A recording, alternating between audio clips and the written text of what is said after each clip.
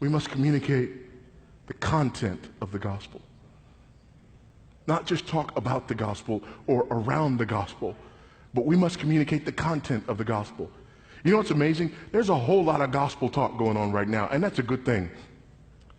But what I notice is that oftentimes with all the gospel talk, there's not a whole lot of gospel.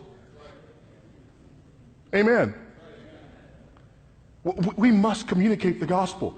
We must communicate to men that they are lost in their sins because of the fall of our first parent, Adam. They need to know that. You are ruined. You don't just need to be improved. You need to be made over. You can't get there from here. You're a sinner. They need to know that. They need to hear that. God is just and righteous. And not only does he judge theoretically, he's going to judge you because of your sin, because of what you thought and said and did. You should have died in your sleep last night, but God gave you another day.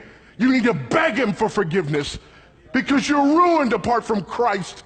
And here's what you need to know. He died for the sins that you committed, not for his own, but by his passive and active obedience.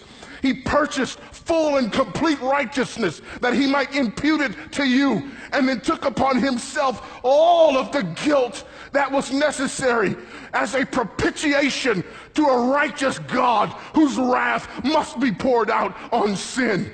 And it is only when you acknowledge your sin, turn from your sin, and call on this Christ who died, and apply that to yourself, that you have any hope of being saved.